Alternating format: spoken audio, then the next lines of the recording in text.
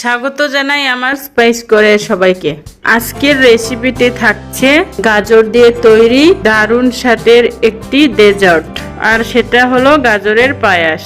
আশা করি আপনাদের কাছে এই রেসিপিটি ভালো লাগবে।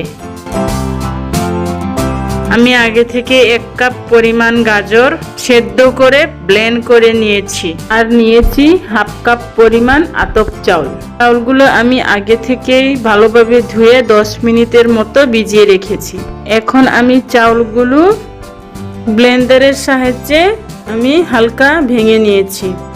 ব্লেন্ড করার পর আমি একটি বাটিতে রেখে দিচ্ছি।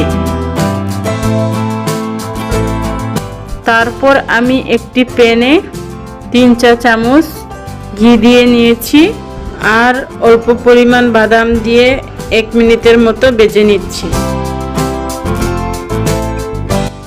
বাদামগুলি ভাজা হওয়ার পরে আমি পেস্ট করে রাখা গাজর দিয়ে 1 থেকে 2 মিনিট ভেজে নিব। তারপরে ভাজা হয়ে গেলে আমি একটা বাটিতে করে এটা উঠিয়ে রেখে দিব।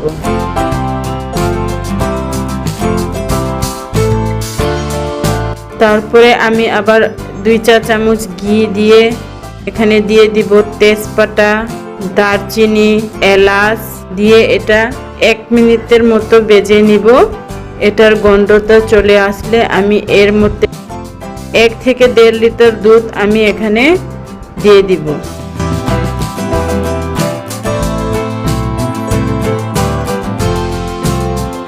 আমার দুধ দেওয়া হয়ে গেছে। দুধটা এখন বলক আসতে আমি কিছুক্ষণ অপেক্ষা করব।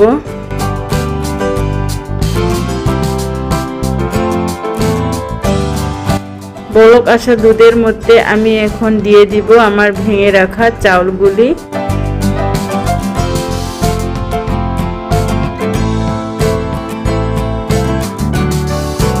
চাউলটা দেওয়া হয়ে গেলে আমি হালকা নেড়ে চেড়ে আমি 10 মিনিটের জন্য ঢেকে রান্না করব।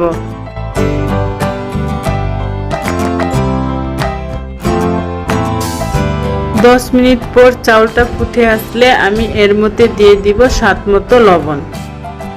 লবণ দেওয়ার পরে একটু নেড়ে চেড়ে নিব আমি। নিয়ে তারপরে আমি এখানে গাজর পেস্ট করে রাখা গাজরটা আমি এখন দিয়ে দিব। গাজরটা দেওয়ার পরে খুব ভালো করে মিক্স করে নিতে হবে। তারপর আমি 5 মিনিটের মতো রান্না করে প্রায় 200 গ্রামের মতো চিনি দিয়ে দিব। আপনারা আপনাদের স্বাদ মতো দিয়ে নেবেন।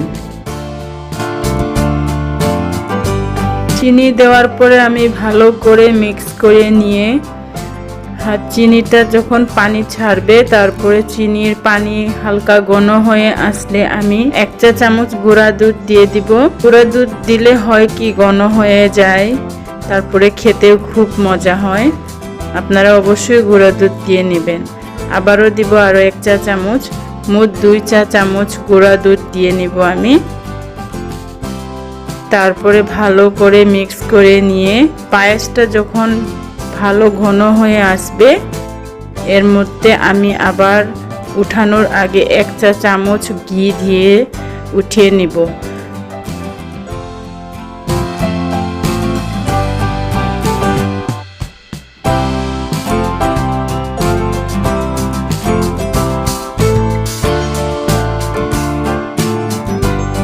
আমার পায়েস রান্নাটা আপনাদের যদি ভালো লাগে অবশ্যই একটা লাইক দিবেন।